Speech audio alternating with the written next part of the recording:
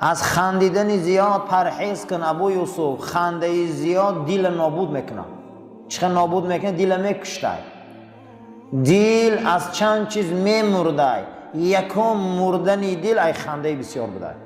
خنده بسیار هم حیبت از بین میبره، هم دل چکار میکنه؟ نابود میکنه. آدم ها را دلشان میمرده اگر بسیار خندن. ابو یوسف فرزندم از خندیدن بسیار پرهیز کن. حتی رسول اکرم صلی الله علیه و سلم در حیات پاکشان بسیار خندیدگی نیستن. گاه میگه تبسم میکردن، گاه دندانهای شکاریشان نمایان میشد. پیغمبر ما بلند کم خندیدگی هم.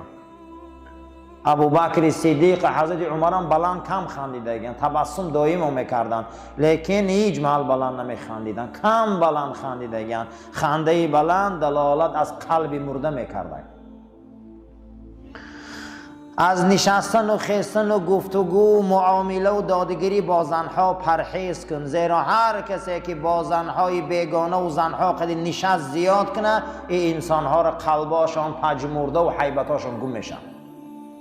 زنکای نامحرم قدی کم گپ زنی گفتن، زنک محرم قدی هم باشه کم شینه. زنه قدی زیاد شیشتن آدم از جدی بودیان میبرورد است. آدم پژمرده میشده. قلب انسان گفتگو با زن زیاد پژمرده میکرده. علاقه با زن زیاد، گفتگو با زن زیاد، در بین زنها زیاد، حیبت مردک از بین میرفته. کوشش کن گفت نشستن و برخاست و دادگیری و حرکت با زنها را کم کن ابو یوسف بچه‌ام، زیرا این که قلب پژمرده میکنه. مردک واقعی با زنها رابطه و گفتگو و دادگیری و نزدیک شوی را کم میکرده. همیشه در زمین با وقار و آرام و مهربان قدم زن. هیچ محل سراسیمه در کوچه ها قدم نزن. سراسیمه قدم زدن از علامت بد اخلاقی است. یا خودمون در کوچه راه میگردن، گمان میکنه که چی جنایت را صادر کردگان. باید مسلمان با وقار راه گرده، آهسته آهسته. و در کارهات سراسیمه نشو. العجلة من الشیطان. سراسیمگی از ابلیس است. بادروا بالاعمال سبعا. پیغمبر گفت در کاراتون سراسیمه نشوید مگر در 7 چیز، یکی در علم و یکی در عبادت، یکی در دختر شوهر دادن. سراسیمه شوید که این کارا دیر ماندن و دوست نمیدارن.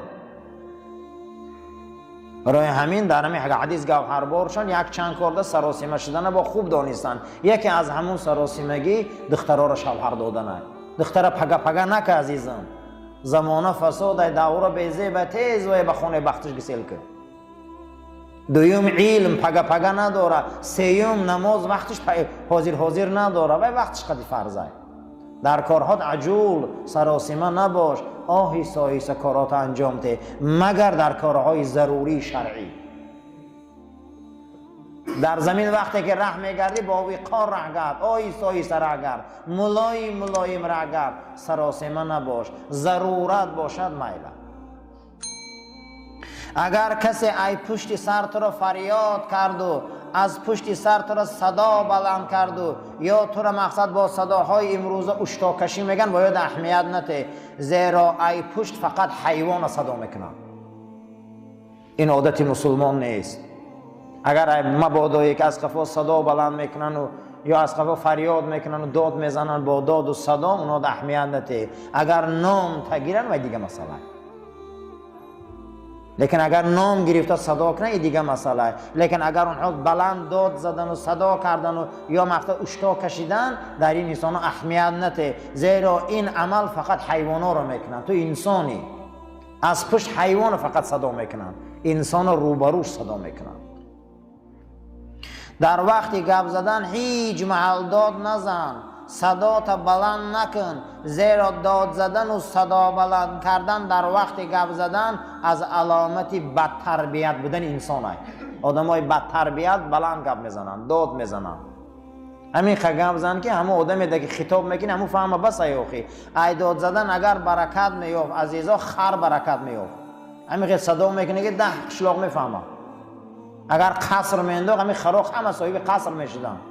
چی ما بلند گپ میزنیم؟ ما همین خیلی انسان های سگ میزاج، خر میزاج بسیار داریم. این از علامت تربیت بچونه. ابو یوسف فرزندم در وقتی گپ زدن داد نزن، صدا تا بلند نبرار. اگر گپ زدی پس گپ زن. صدا بلند کردن، داد زده گپ زدن، این از تربیه بد انسان ها رو چیکار میکنه؟ خبر میتیم. همیشه عادت کن ملایم بدنه، همیشه عادت کن ملایم گپ زدنه، همیشه کوشش کن آرام گشتنه، همیشه حرکت کن که ملایم باشه. هر کسی که ملایم و آرام باشه او انسان در بازار مردم قیمت داره. هر انسانی که آرام بوده باشه و هر انسان ملایم شدن گیره و یک قیمتش بلند میشه. آدمای سراسیمه رو هیچ کس دوست نمیداره. آدمای سراسیمه حرکت میکردگی رو هیچ کس نقض نمیبینه. هر کسی را که خواهند گفته حرکت کن، کوشش کن، حرکت کن، کوشش کن که چقدر نرم باشی، چقدر ملایم باشی. همینه بخاطر مشق کن. آدما از روی مشق قهرمان میشن، اما ما هم باید مشق کنیم برای ملایم شدن. باید با وقار باشیم، ملایم باشیم، آدمای نرم خوب باشیم. اینا مشق میکنی. همین قدر سلامت نرم باشه، همین قدر آغوشت نرم باشه، همین قدر گپ زنید نرم باشه، همین قدر در رفتارت ملایم باشه. این انسان ها در بازار انسانی قدر داشتیم، قیمتاشون بلند بود است. در پیش مردم همیشه ذکر خدا را زیاد کن. تا همون آدما قد بی معنی گپ زنه همیشه تسبیح گو. هر انسانی که در پیش می ایستن اونها را به تسبیح گفتن عادت کن. همین پیش مردم ده تا این قدر گپی بی معنی کردن تسبیح زنی و خوب بوده. همون انسان ها را نصیحت کردن در کار بوده که تسبیح گیری. پیش مردم ده فقط ذکر خدا کن، یاد خدا کن، اونها را به تسبیح گفتن عادت کن. هر کسی که مردم به سوی ذکر خدا می بیاره او یکی از اولیای خدا. آدمای خدا دوستاشون میخواستن که به یاد خدا بیاین. او یوسف فرزندم مبادا در مجلس بحث و مناظره لرزیده حرف زنی. زیرا که هر کسی که در وقت بحث و مناظره و در وقت محکمه ها لرزیده گپ میزنه، خداوند ذهن او را تشویشی میبیاره.